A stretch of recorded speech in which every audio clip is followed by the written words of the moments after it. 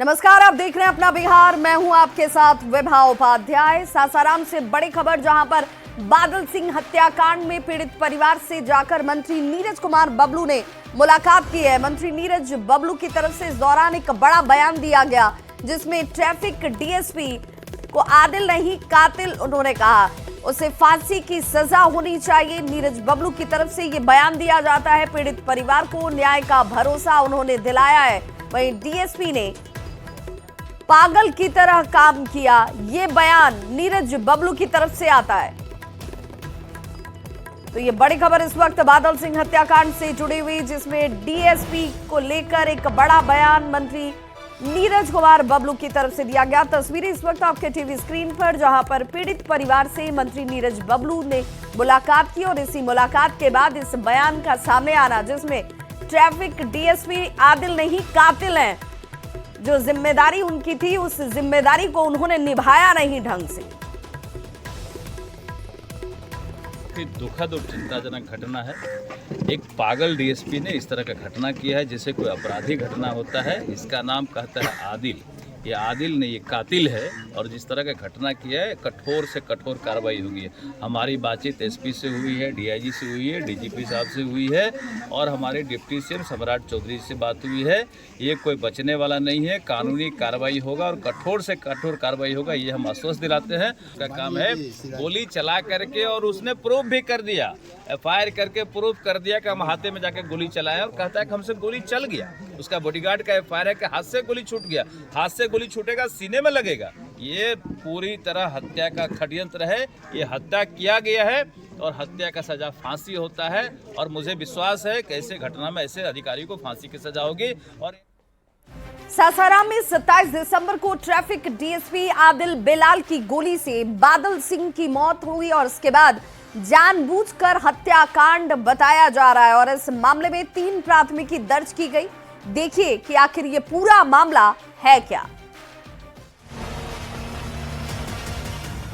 तारीख 27 दिसंबर, सासाराम मुख्यालय के पास कुछ युवक बर्थडे पार्टी मना रहे थे। इसी दौरान यातायात डीएसपी आदिल बेलाल अपने बॉडीगार्ड के साथ यहां पहुंचते हैं। डीएसपी और युवकों के बीच झड़प हुई और फिर गोलियां चल गईं। बादल कुमार सिंह नाम के एक युवक को गोली लगी और उसकी मौत हो गई। मृतक के परिजनों का आरोप है कि डीएसपी रिश्वत की मांग कर रहे थे। इसी को लेकर बहस हुई और फिर डीएसपी ने गोली मारकर बादल की हत्या कर दी। पैसा वसूलने के वास्ते बच्चों से लड़ाई कर दिए। लड़ाई करते समय ही बच्चों को अपने रिवाल्वर से 5-6 गोली चलाए, जिसमें एक बच्चे का मौत हो गया। गोलीबारी में बादल के दोस्त भी घायल हुए हैं। पुलिस का कहना है कि युवक हंगामा कर रही थी। डीएसपी से बंदूक छीनने की कोशिश की गई थी। कौन झूठ बोल रहा है और कौन सच, इस मामले की जांच भी शुरू कर दी गई है। पुलिस ने 3 अलग अलग प्राथमिकी दर्ज की है। एनएचआरसी की गाइडलाइन के अनुसार सारे एविडेंस कलेक्शंस किए जा रहे हैं। सड़क पर लगाए गए सीसीटीवी कैमरे की भी जांच की जा रही है।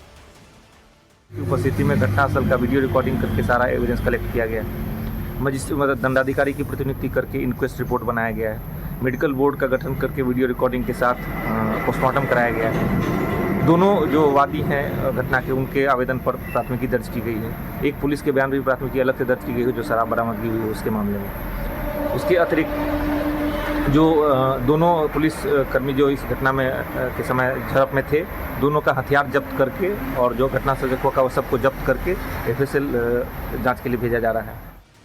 जेडीयू नेता भगवान सिंह कुशवाहा ने जल्द ही इस पूरे मामले का खुलासा करने का दावा किया है, तो बीजेपी के नीरज कुमार बबलू ने आरोपी डीएसपी को मेंटल बताकर फांसी की सजा देने की मांग कर दी है। गोली चली है, घायल है, मरे हैं, इसकी भी जांच होनी चाहिए। दुर्भाग्य है, लेकिन किसका गोली से कौन मरा, किसने फायरिंग की, रिवॉल्वर जब्त है, पता चलेगा कि फायरिंग हुई है कि नहीं। ये काफी दुखद और चिंताजनक है। हम सरकार स्तर पर बात करते हैं कि इस पे कठोर से कठोर कार्रवाई हो और इस तरह की घटना करने वाले को तो फांसी की सजा होनी चाहिए। तो मुझे लगता है कि डीएसपी मेंटल है, इसे फांसी की सजा जरूरी है। घटना के बाद पूरे इलाके में तनाव का माहौल है और पुलिस प्रशासन सवालों के घेरे में। सवाल ये कि पुलिस पर हत्या का आरोप लगेगा तो जनता का क्या होगा? मामूली घटना में पुलिस की गोलीबारी कितनी सही है? आरोपी डीएसपी की कब गिरफ्तारी होगी? न्यूज़ 18 के लिए सासाराम से अजीत कुमार की रिपोर्ट। देश भर में लोग नए साल का जश्न मनाने की तैयारी में लगे हुए हैं। लोग परिवार और दोस्तों के साथ पार्टी मनाने के मूड में हैं। लेकिन पटना में आज भी बीपीएससी के जो अभ्यर्थी हैं वो गर्दनीबाग में धरने पर बैठे हैं और 70वीं पीटी परीक्षा को रद्द कर फिर से परीक्षा लेने की मांग की जा रही है। अभ्यर्थियों ने आंदोलन जो किया है, उस आंदोलन का 14वां दिन है। अभ्यर्थियों के नाम पर खूब राजनीति भी हो रही है। बातचीत और अल्टीमेटम का दौर भी इस बीच जारी है, लेकिन अब तक कहीं से कोई ठोस आश्वासन नहीं मिला। लेकिन अभ्यर्थियों को उम्मीद है कि सरकार इनके हित में फैसला लेगी और ये लोग भी परिवार के साथ नए साल का जश्न मना पाएंगे। पूरा उम्मीद है और उम्मीद पर दुनिया टिकी है। कल हमारे डेलीगेशन गए भी और मिले हैं चीफ सेक्रेटरी से, और पूरा उम्मीद है कि आज जो रिजल्ट है हमें पॉजिटिव मिलेगा। और कोई लुटेरे नहीं है, कोई उपद्रवी नहीं है। हम इस राज्य के छात्र हैं और अपने गार्जियन से मांग करते हैं कि महोदय प्लीज आप इस पर विचार करते हुए हम बच्चों के भविष्य के साथ खिलवाड़ मत कीजिए। प्रगति यात्रा पर निकल तो रहे हैं आप, लेकिन हम जैसे बच्चों के भविष्य के साथ दुर्गति मत कीजिए। मनोबल बढ़ रहा है कि कम से कम छात्र हित में सभी छात्र संगठन हम लोग के सपोर्ट में आ रहे हैं और विशेष रूप से प्रशांत जी का हम लोग को बहुत, छात्र लोग को सब हम लोग के अथी में है। देखिए, छात्र अगर आप बात करते हैं नेताओं को, तो उन सभी नेताओं का स्वागत है, सिर्फ प्रशांत जी का ही नहीं। जैसे पप्पू यादव जी है, प्रशांत जी है, तेजस्वी यादव जी है, विभिन्न नेता जो आए हैं उन सभी का स्वागत है। तो बीजेपी अभ्यर्थियों और विपक्ष के नेताओं की ओर से लगातार सरकार पर परीक्षा, जो बीपीएससी के अभ्यर्थी थे वो बीपीएससी अभ्यर्थियों और विपक्ष के नेताओं की तरफ से लगातार सरकार पर परीक्षा को रद्द कर एक बार फिर से परीक्षा लेने का दबाव बनाया जा रहा है। लेकिन इसी बीच बीजेपी के प्रवक्ता नीरज कुमार ने सोशल मीडिया प्लेटफॉर्म एक्स पर कुछ आंकड़ों को साझा किया और पूछा कि क्या 1.55% अभ्यर्थियों के लिए 98.45% अभ्यर्थियों की मेधा का बलिदान कर दिया जाए। देखिए नीरज कुमार ने क्या कुछ लिखा है।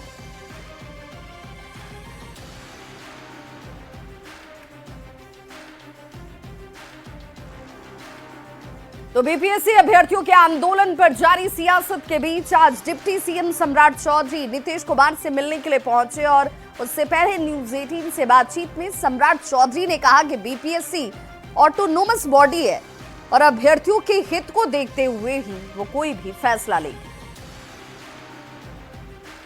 सम्राट चौधरी हैं बिहार में, एक और छात्र धरने पर बैठे हैं। हम बात करते हैं सम्राट जी से। सम्राट जी, छात्रों की मांग क्या कर रही है सरकार? लगातार अनशन बीपीएससी उसको देख रही है। बीपीएससी के द्वारा ही सारे चीजों को तय करना है। कल मुख्य सचिव से भी उन लोगों ने एकदम ऑटोनोमस बॉडी है, उस पर तय करेगा।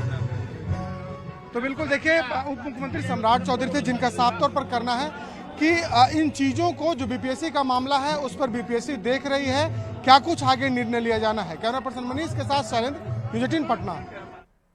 तो इधर बिहार के उद्योग एवं पर्यटन मंत्री नीतीश मिश्रा ने कहा कि अभ्यर्थियों के मुद्दे पर सरकार बेहद गंभीर है। सबके हित को ध्यान में रखते हुए बीपीएससी की तरफ से कोई भी फैसला लिया जाएगा। कैसे आंदोलन हो रहा है, क्या कहेंगे सर इस पर? सरकार की तरफ से क्या कार्रवाई? मुख्य सचिव के स्तर पर जब प्रतिनिधिमंडल ने मिलकर अपनी बात रखी है तो थोड़ा समय देना चाहिए, और जब लोगों ने अपनी एक बात रखी है, तरीके से उन्होंने बात रखी है, तो थोड़ा सा समय देना चाहिए कि मुख्य सचिव के स्तर से क्या निर्णय होता है, और जो भी निर्णय होगा वो छात्रों के हित में ही होगा। तो बीपीएससी अभ्यर्थियों के अभ्यर्थी जो है उनकी मांग पर स्वास्थ्य मंत्री मंगल पांडे ने कहा कि सरकार गंभीरता से छात्रों की बात को सुन रही है। मुख्य सचिव से छात्रों की मुलाकात भी हुई है। जो भी फैसला लिया जाएगा वो छात्र हित में होगा। सरकार पूरी तरीके से गंभीर है, हर विषय पे सरकार का ध्यान है। हमारे चीफ सेक्रेटरी ने सभी लोगों से बातचीत किया है, युवाओं से, जो परीक्षार्थी हैं उन लोगों से।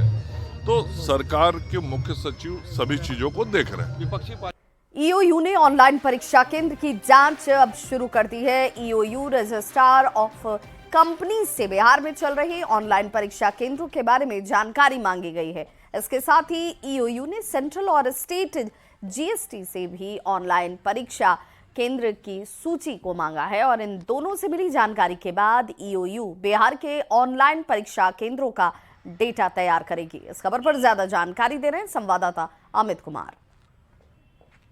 जितने भी एग्जामिनेशन सेंटर्स हैं ये पिछली बार मैंने आपको बताया था कि 2 जगह से ज्यादातर पंजीकृत होते हैं। अधिकांश जो जीएसटी है वहां से होते हैं, जीएसटी नंबर जनरेट करके आप लोग करते हैं, और कुछ मिनिस्ट्री ऑफ कॉर्पोरेट अफेयर से रजिस्ट्रार ऑफ कंपनीज के माध्यम से भी होते हैं।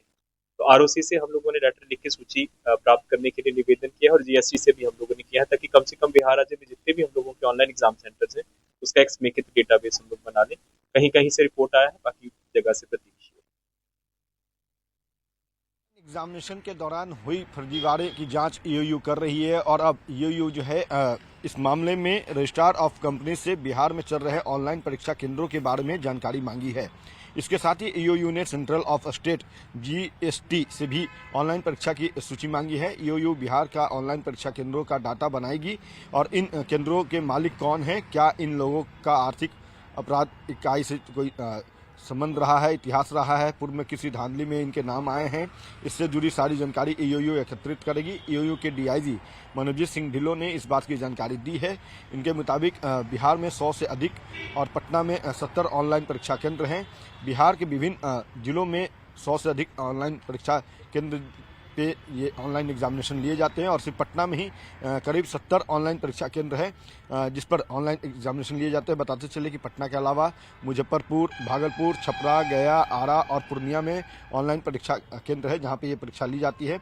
और जो जानकारी मिली है आर्थिक अपराध इकाई के जो सोर्सेज हैं उनसे जो जानकारी मिली है, पिछले 3-4 सालों में पटना में कई परीक्षा केंद्र खुले। अत्यधिक परीक्षा केंद्र जो है उसमें परीक्षा माफियाओं का पैसा लगा हुआ है और वहीं इस परीक्षा केंद्र माफियाओं ने अपने संबंधियों के नाम से खोला है ये परीक्षा केंद्र ऑनलाइन एग्जामिनेशन सेंटर। और पटना पुलिस ने पटना, मुजफ्फरपुर और गया में छापेमारी कर 6 से अधिक ऐसे परीक्षा केंद्र को सील भी किया है। जो ऑनलाइन एग्जामिनेशन केंद्र जो खोले गए हैं उनके संबंध जो है वो आपराधिक छवि के लोगों से तो नहीं है या उनका कोई आपराधिक इतिहास तो नहीं रहा है। तो अब इसकी जानकारी, इसका डाटा जो है वो ईओयू इकट्ठा करना चाहती है और यही वजह है कि इस पूरे मामले को लेकर के जो ईओयू है अब कसरत करना शुरू कर दी है। अमित कुमार, न्यूज 18 पटना। बीजेपी नेता दिवंगत नवीन सिन्हा के पुण्यतिथि पर पटना में नवीन सिन्हा स्मृति पार्क में कार्यक्रम का आयोजन किया गया, जिसमें मुख्यमंत्री नीतीश कुमार, विधानसभा अध्यक्ष नंदकिशोर यादव, मंत्री विजय चौधरी और नीतीश मिश्रा सहित कई नेताओं ने उन्हें श्रद्धांजलि दी। सभी नेताओं ने उनकी प्रतिमा पर माल्यार्पण कर नमन किया।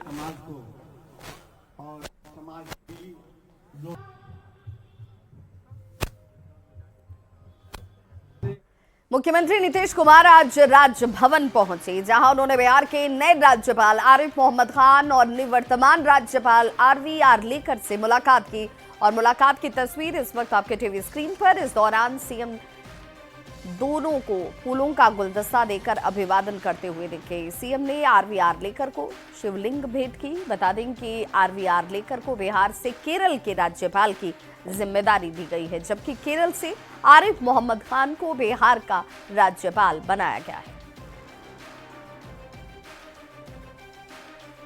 तो बिहार के अलग अलग शहरों में आग ने भारी तबाही मचाई। अररिया में देर रात आग लगने से 5 घर जलकर खाक हो गए, जिसमें लाखों की संपत्ति स्वाहा हो गई।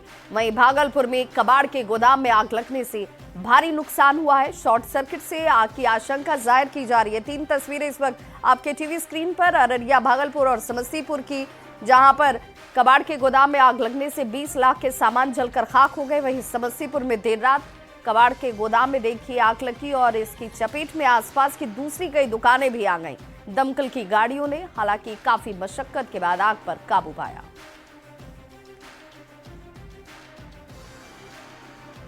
खबर गोपालगंज से, जहां तापमान में गिरावट होने के बाद बीमारियां जो है वो बढ़ने लगी हैं। बच्चे और बुजुर्ग सर्दी, जुकाम, एलर्जी और सांस की बीमारी से परेशान हैं। अस्पतालों में 20% ऐसे मरीजों की संख्या में इजाफा हुआ है।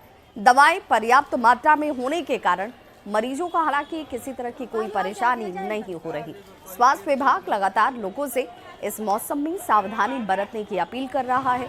ज्यादा जानकारी दे रहे हैं न्यूज़ 18 संवाददाता गोविंद कुमार। गोपालगंज में तापमान गिरने के साथ ही लोग बीमारियों के चपेट में आ रहे हैं। सदर अस्पताल में ज़्यादातर सांस से संबंधित मरीज हैं, उनकी संख्या में लगातार इजाफा देखने को मिल रही है, चाहे वो इमरजेंसी वार्ड हो या फिर ओपीडी। यहाँ पर मरीजों की कतार सुबह से ही लगी हुई है। डॉक्टर से दिखाने के लिए मरीज सुबह से अस्पताल पहुँचे हुए हैं और ये ओपीडी वार्ड की तस्वीर है। और यहाँ पर देख सकते हैं कि बच्चे, बुजुर्ग और महिलाएँ काफ़ी संख्या में सदर अस्पताल आज पहुँचे हुए हैं और इलाज कराने में जुटे हुए हैं। गोपालगंज के सदर अस्पताल में तमाम बीमारियों की जो दवाइयां हैं वो इस वक्त मौजूद है। डॉक्टरों की टीम इन मरीजों के इलाज में लगातार जुटी हुई है। ये ओपीडी के पास नंबर लगाने के लिए जो मरीज हैं उनकी लंबी संख्या में कतार लगी हुई है। हर तरफ इस वक्त दवा काउंटर हो या फिर नंबर लगाने वाली पर्ची काउंटर हो या फिर डॉक्टर से दिखाने वाले काउंटर हो, तमाम जगहों पर इस वक्त मरीजों की लंबी कतार लगी हुई है। डॉक्टरों का ये कहना है कि इस मौसम में सांस से संबंधित मरीज जो हैं उनकी संख्या में लगातार इजाफा हो रही है और ऐसे मौसम में लोगों को सावधानी और सतर्कता बरतना बेहद ज़रूरी है, क्योंकि मौसम लगातार बदल रहा है और तापमान में लगातार गिरावट देखी जा रही है। तो ऐसे मौसम में डॉक्टर भी लगातार इलाज के साथ साथ मरीजों को सावधानी और सतर्कता बरतने के लिए अपील कर रहे हैं। गोविंद कुमार, न्यूज़ 18 गोपालगंज। खबर दानापुर से, जहां के अनुमंडल पुलिस पदाधिकारी के नेतृत्व में पुलिस ने अवैध बालू खनन के खिलाफ कार्रवाई की। पुलिस ने कार्रवाई के दौरान 17 ट्रैक्टर को जब्त किया। इनमें से 15 ट्रैक्टर पर उजला गंगा का बालू और 2 पर पीला बालू लदा हुआ था। पुलिस की कार्रवाई के बाद से माफियाओं के बीच हड़कंप है। 3 दिन में दानापुर 2 अनुमंडल में 19 ट्रैक्टर और 7 टोकन को जब्त किया गया है अवैध बालू के खनन परिवहन में, और हम लोग इस पर आगे भी गिरफ्तार कार्रवाई जारी रखें। लेकिन उस पर सभी के जो चालक हैं ट्रैक्टर के, उसके मालिक और इस अवैध धंधा में जो भी बालू माफिया संलिप्त है सबको चिन्हित करके हम लोग प्राथमिकी दर्ज कर रहे हैं।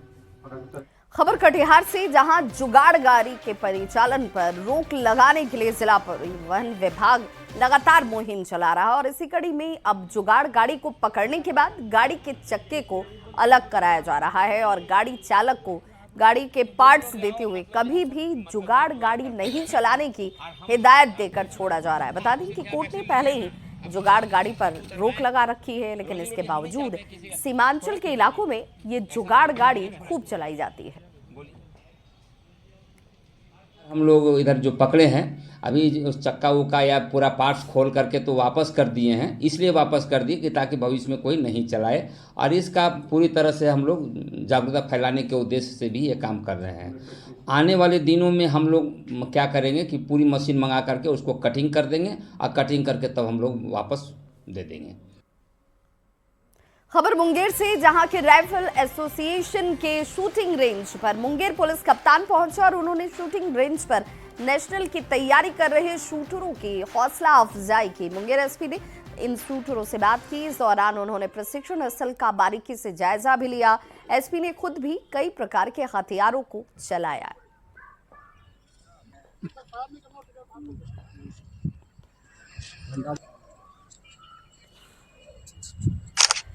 सिवान में नए साल से पहले शराब के खिलाफ पुलिस जो है एक्शन मोड में नजर आ रही है। एसपी ने उत्तर प्रदेश की सीमा पर अलर्ट रखने का निर्देश दिया। सिवान के यूपी से सटे होने की वजह से यूपी और बिहार बॉर्डर पर अलर्ट जारी है। जिले में लगातार छापेमारी अभियान चलाया जा रहा है। शराब को लेकर जिले भर में विशेष अभियान इसी कड़ी में पुलिस की तरफ से शुरू किया गया और इस दौरान शराब की बड़ी खेप को जब्त भी किया जा रहा है।